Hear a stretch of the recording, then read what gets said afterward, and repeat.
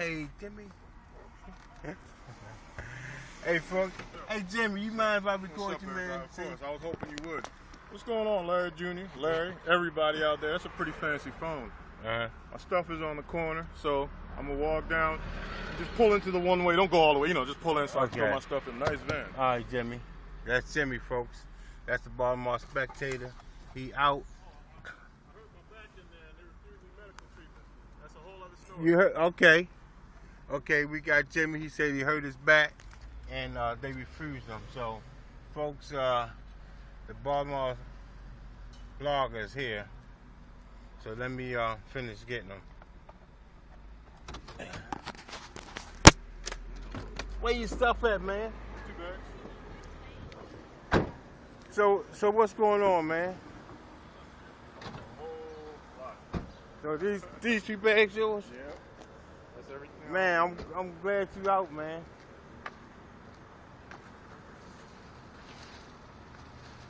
How long you been waiting?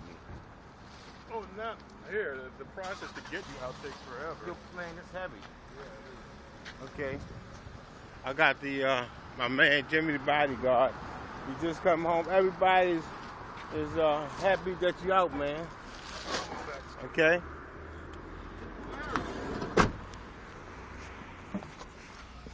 What you say, Jimmy? I said, little Larry out. Very good. Yeah.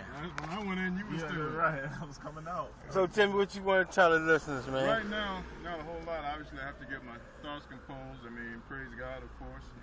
Glad to be out. But to be honest, well, there's a lot of explaining I'm going to be doing down the road about what happened in court. And I'll put it this way for right now. Very interesting the way Baltimore has of dealing with what they call justice. Very simply, picture if I grabbed you and accused you of doing something that you didn't do, right? Right. He said, man, I didn't do it. And I said, oh, yeah? Well, you're going to admit you did it. They said, how are you going to make me do it? And I start forcibly holding your head underwater. Dang. Right? That's what they did, did, And then I let it man. up for a second. And he said, man, why are you doing it? I do it again. I said, you did it now? And after a while, you get a chance to catch your breath when they pull your head up. You say, you know what? I need to tell people what's really going on. So I'll say anything I need to just so I can get a chance to get out of these clutches. Right. To tell the world what really happened. And that's why I took that guilty plea yesterday. There's 2 things I want to say for the record.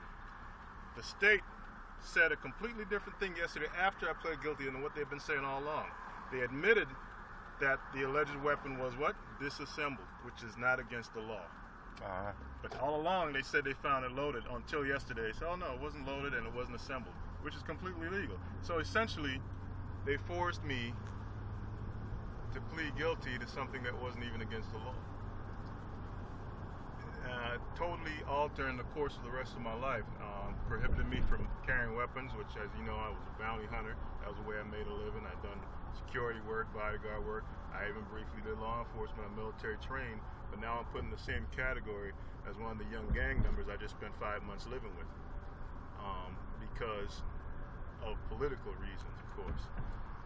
But there's a whole lot more I'll be saying on this. Naturally, I just came out of a very torturous situation. I got moved right before court, a week before, to a very, very tiny cell. Stand in the middle of it. What? I could touch the walls with both walls with my arms. Oh my God. There were mice in there, roaches crawling on my bed every day, all over my food all the time, stuff like that. Damn. I needed to get out of there, and that's why I did what Right. I did. If I went to trial, which my lawyer was confident we'd be able to beat them at trial, they would have postponed it. I'll be sitting in that rat hole for 2 more months, at least. Minimum. Damn. That's what they do here. That's why they kept denying my bail. If I was not in there, I wouldn't have took that plea. I took that plea to get out, to try to salvage what's left of my life. I lost my house in this process. Right. I lost my pets. I don't even have the keys to my house because they took them and they're not in my property. I don't have a penny on me, literally. I don't have my phones. I don't have anything that has anything to do with me, not even my wallet.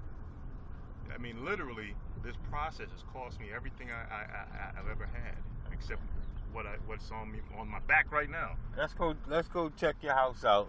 And these what little left. free shoes I have from the state that I'm wearing. Right. 'Cause I don't even have shoes anymore. Okay, well, Jimmy, hold your thought. I'm sure a lot of people want to talk to you. Tommy, so let's Okay. cut this one out. All right, folks.